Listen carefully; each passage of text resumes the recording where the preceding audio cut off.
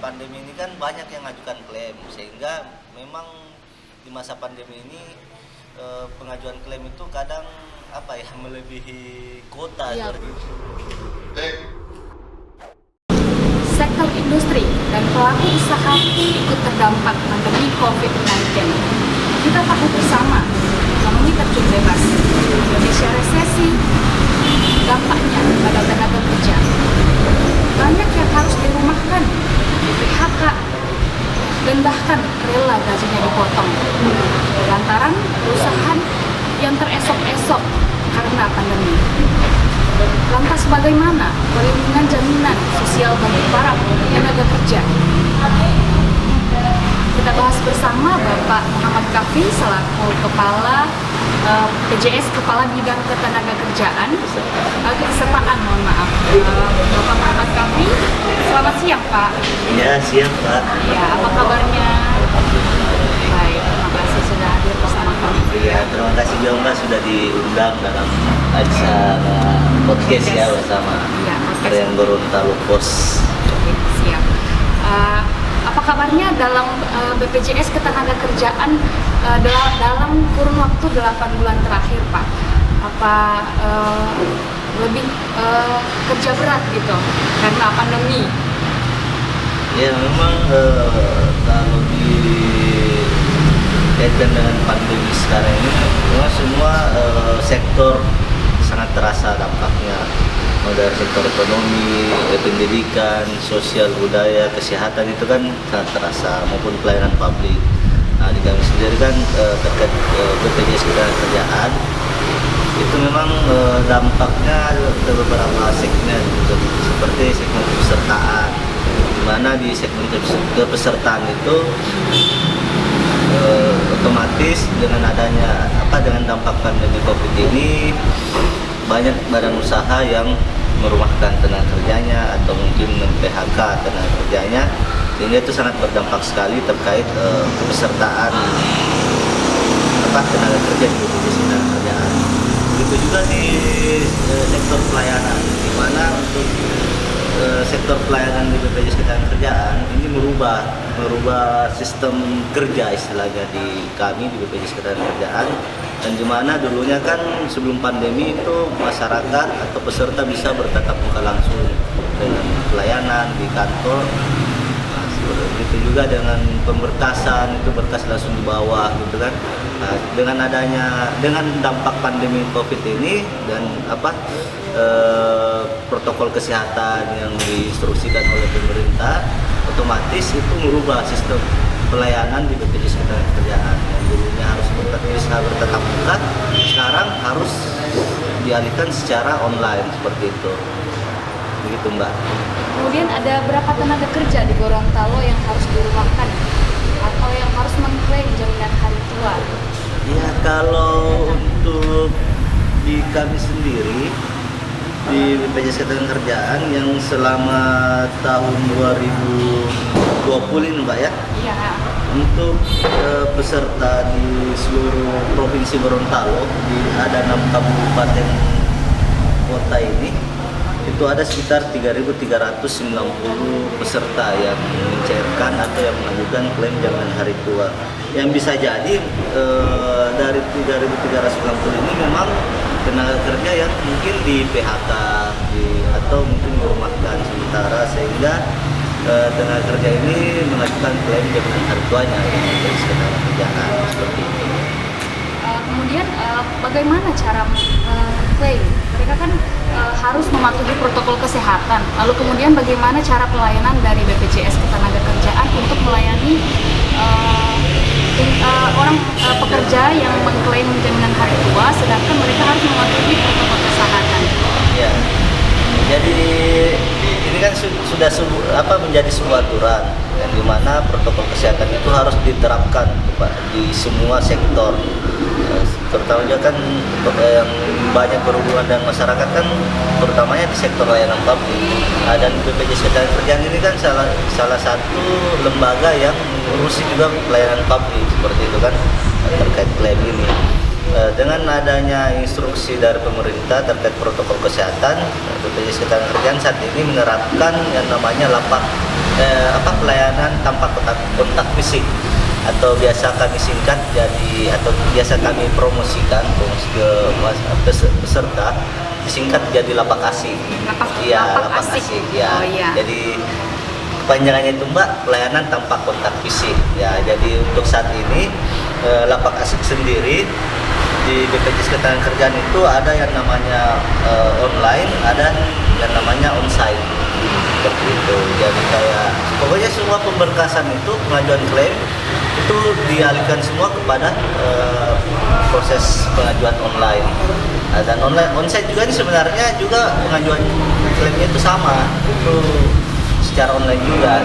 Iya.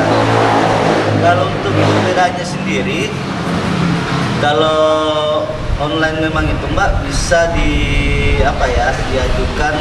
Kalau online ini kan untuk pengajuan klaim sekarang itu istilahnya ya melalui website semua kan, website BPJS Ketenagakerjaan.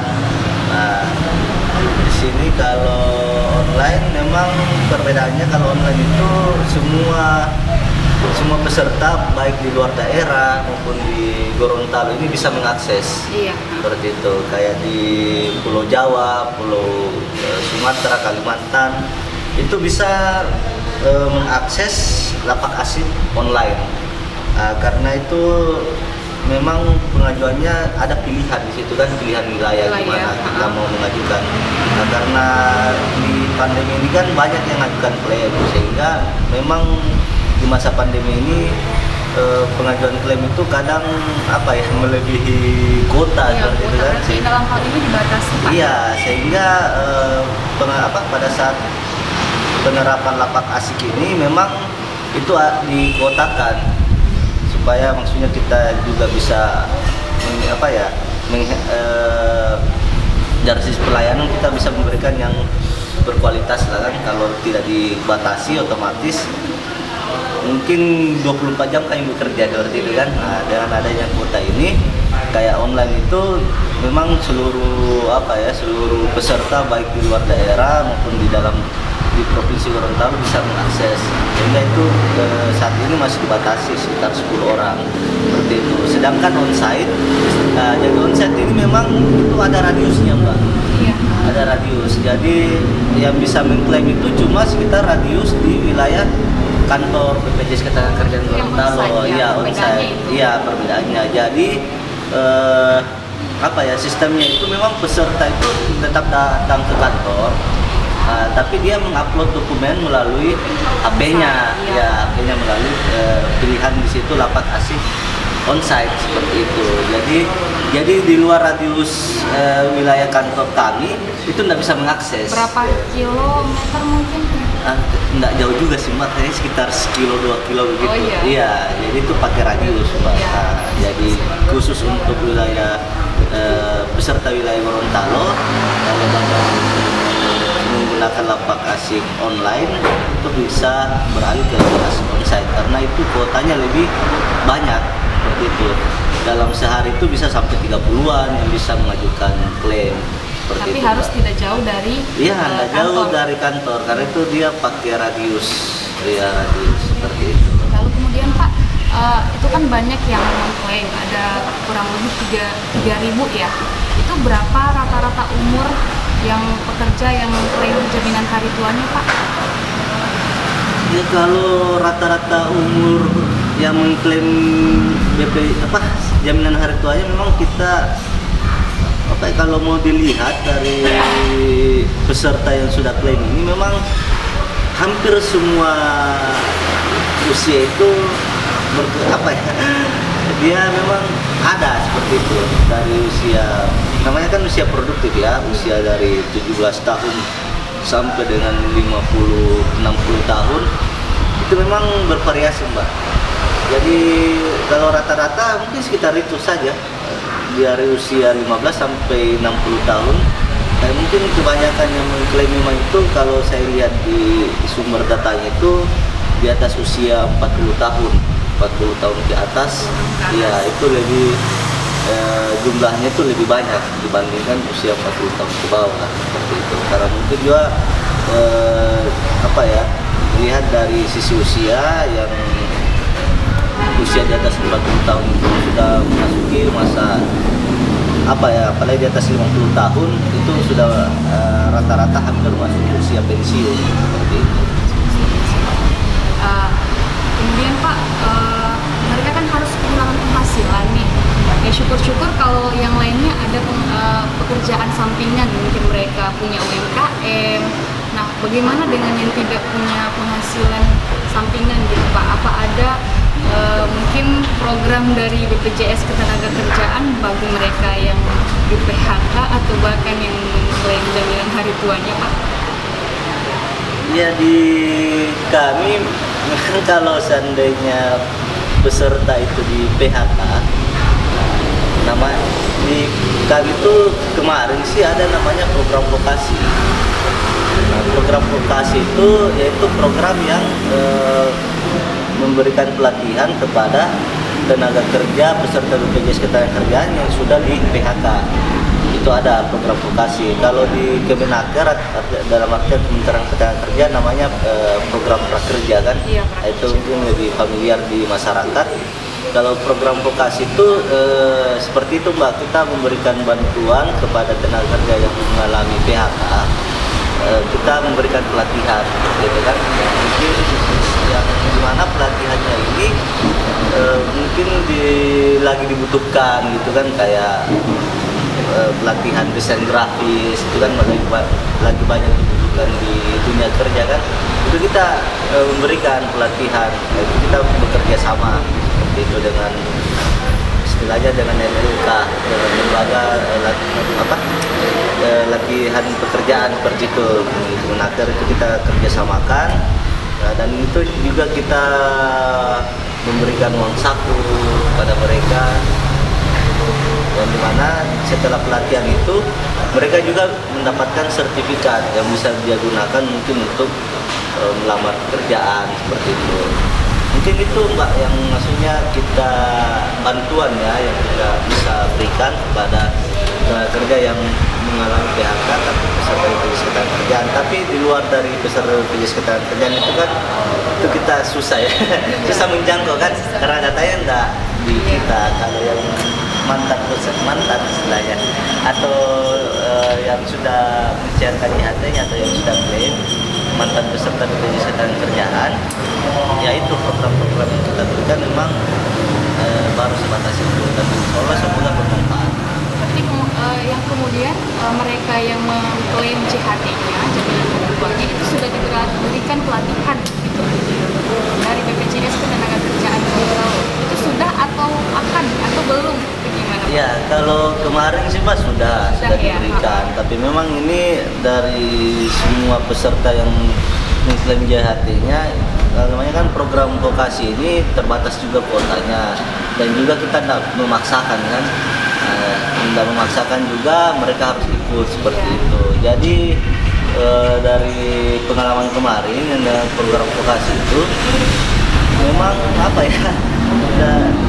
memang terbatas pesertanya kan, dan juga tidak semua yang sudah mengklaim JHT ikut. Harus tidak diwajibkan harus ikut siapa aja yang ikut. Siapa saja ya, maksudnya atas kemauan sendiri kan, kita kan cuma menawari.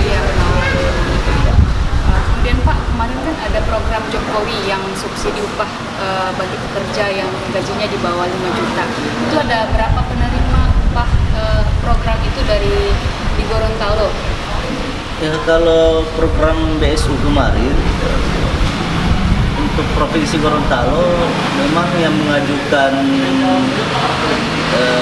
melaporkan ya Mbak ya. Jadi kami kan melalui Kementerian Ketenagakerjaan dan juga kantor pusat di daerah itu ditugaskan untuk mengkolek nomor rekening peserta.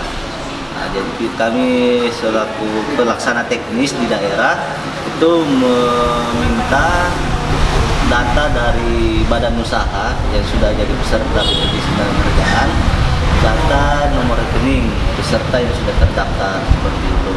Jadi untuk Provinsi Gorontalo sendiri kemarin itu ada sekitar 25 ribuan Iya, 25.000 nomor rekening yang kami kumpulkan dan kami laporkan ke pusat untuk pengaduan bantuan